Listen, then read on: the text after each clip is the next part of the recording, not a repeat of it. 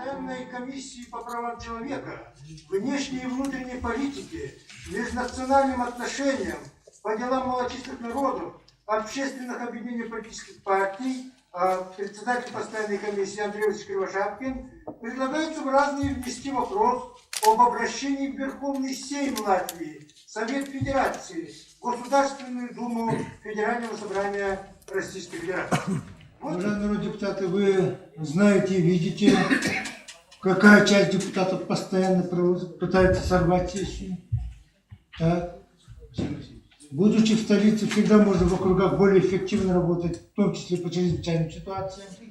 Те, кто в критической ситуации оказался ради авторитета Палаты Республики на высоте, проявил терпение, человеческое понимание обстановки. Я хотел бы от имени руководства Палаты сердечно поблагодарить и сказать о том, что как раз здоровая часть Палаты, она и обеспечила то, что мы имеем некоторые хотя бы результаты. Что касается финансовой поддержки, то она очень солидная. Мы на региональные тематики программы имеем за последние 3 года порядка 440 миллионов рублей только на проекте программы, и плюс к этому практически где-то 180 миллионов рублей ежегодно на финансирование, собственно, Академии наук. Это солидные региональные средства, есть поэтому поддержка и развитие. Самое главное, сейчас не уронить научно-технологический потенциал в это трудное время. Прежде всего, изучение изменений климата. Это рациональное природопользование и, наконец, безопасность жизнедеятельности. Я не буду уточнять конкретно, но вы сами понимаете. Только аварийные ситуации и случаи в компании «Алроса» на Рижском никеле показали, что все-таки вопрос надежности, безопасной эксплуатации объектов, а их у нас много, а теперь поручено образовать комплекс образования, наука, технологии, инновации и экономика. То есть в единый центр собрать науку и производство, чтобы они взаимодополняли друг друга. Вот 2020 в стране и в мире прошел под эгидой влияния ковида на нашу жизнь.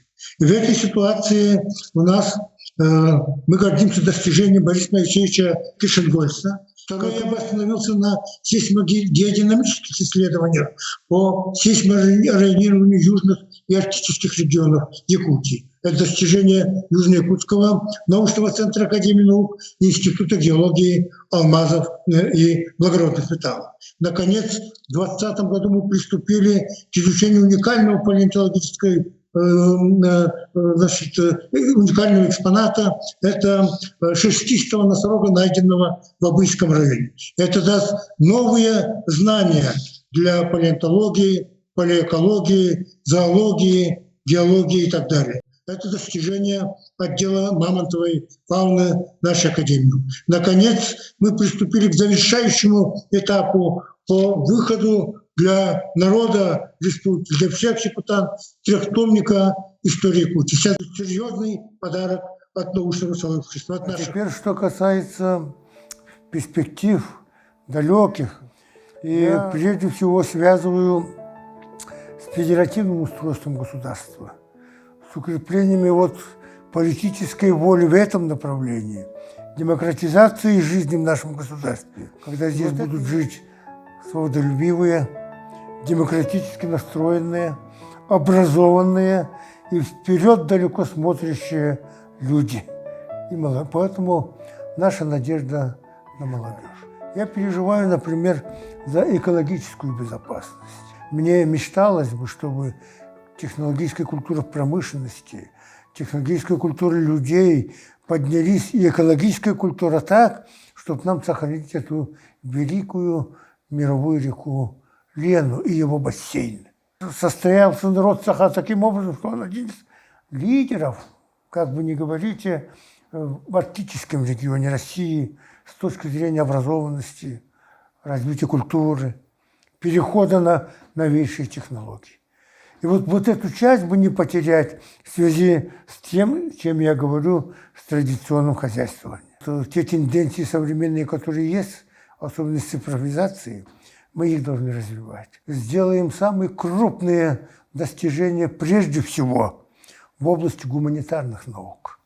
Дальше я ставлю на второй план биотехнологические достижения. Якутия есть стратегический регион в связи с ее природными богатствами. Этот регион свое место не только в России, во всем мире займет через это. Якутия станет и морской державой. Вот что такое масштабное будущее Якутии. Так что мы радуемся за наше будущее, ради этого будем работать.